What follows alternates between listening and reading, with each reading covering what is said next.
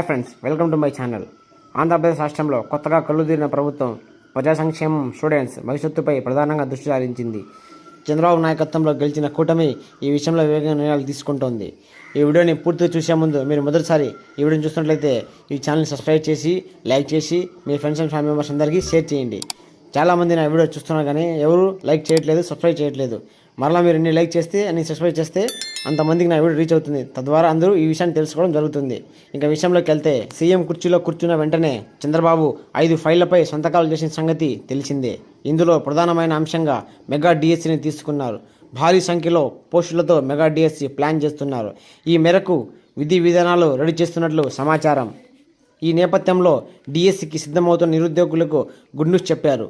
మంత్రి డోలా శ్రీబాల వీరాంజనేయ స్వామి డిఎస్సి పోటీ పరీక్షకు ప్రిపేర్ అవుతున్న ఎస్సీ అభ్యర్థులకు ఉచితంగా శిక్షణ అందిస్తామని తెలిపారు.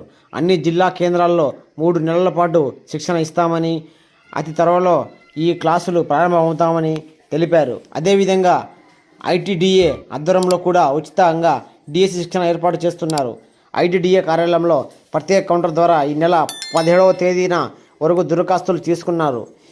ఈ డిఎస్సి ఉచిత శిక్షణ శిబిరానికి దరఖాస్తు చేసుకునేందుకు అభ్యర్థులు ఎక్కువ మొత్తంలో ముందుకొచ్చారు. మరోవైపు రాష్ట్ర వ్యాప్తంగా ఉన్న బీసీ స్టడీ సర్కిళ్లలో వెనుకబడిన తరగతులు విద్యార్థులకు, నిరుద్యోగులకు ఉచితంగా డిఎస్సి శిక్షణ ఇవ్వడానికి ప్రభుత్వం రెడీ అవుతోంది. మెగా డిఎస్సిలో మొత్తం 16,347 ఉపాధ్యాయ పోస్టులు భర్తీని పూర్తి చేసేలా షెడ్యూల్ రెడీ చేసింది. ఆంధ్రప్రదేశ్ ప్రభుత్వం ఈ ఏడాది డిసెంబర్ 10లోగా డిఎస్సి పరీక్షలు పూర్తి చేయాలని టార్గెట్ పెట్టుకున్నారంట. ఇప్పటికే మెగా డిఎస్సిపై సీఎం చంద్రబాబు సంతకాలు చేసిన సంగతి తెలిసిందే.